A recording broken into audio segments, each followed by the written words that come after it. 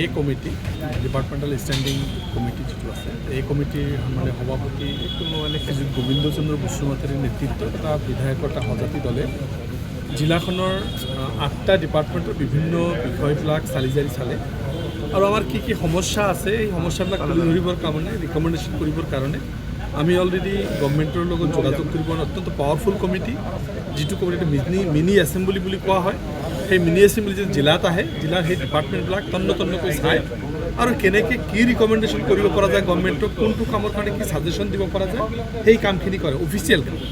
এইটো কোনো public related কাম নহয় অফিচাৰবিলাকক আমি কি ৰিকমেণ্ডেশ্যন দিয়ে সেইটো আমি দি দিলোঁ ৱাটাৰ ৰিচোৰ্চৰ ক্ষেত্ৰত PW বিল্ডিঙৰ ক্ষেত্ৰত কিয় লেহমীয়া হৈছে কিয় হোৱা নাই কিয় দেৰি হৈছে এই কথাবিলাক আমি ল'লোঁ আৰু আমাৰ ইয়াত কৰ্মচাৰী কম অনলি 39% কৰ্মচাৰী দি ডিষ্ট্ৰিক্ট চলি আছে কেনেকৈ এইটো 70% 75% কৰিব পৰা যায় তাৰ কাৰণে ৰিকুৱেষ্ট ৰাখিছোঁ আমাৰ যিখিনি অফিচাৰ্ছ আহিছে আমাৰ চেয়াৰমেন ডাঙৰীয়া নিশ্চয় এইটো তেখেতে ৰিকমেণ্ডেশ্যন দিব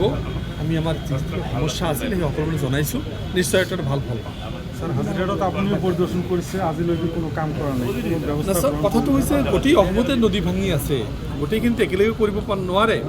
ইমান বছৰ আমাৰ জিলাত কোনো ধৰণৰ প্ৰটেকশ্যন হোৱাই নাছিল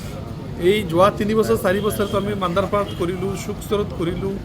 আমি মালিলালগাত কৰিলোঁ কোকৰাডাঙাত কৰিলোঁ এতিয়াও চলি আছে কেইবাটাও কাম আশা ৰাখিছোঁ সেইটোও কৰিম এইটো আমি দিছোঁ অলৰেডি পাইপলাইনত 12 কোটি টকাৰ প্ৰজেক্ট এটা ছাবমিট হৈছে আৰু এটা ছাবমিট হৈছে আমাৰ দুৰ্নী নদীৰ হৈছে জিঞ্জিৰামৰ হৈছে কালৰ হৈছে আমি চেষ্টা কৰি আছোঁ যিকোনো খবৰৰ বাবে যোগাযোগ কৰক 7099017330 লগতে 7099017110 নম্বৰত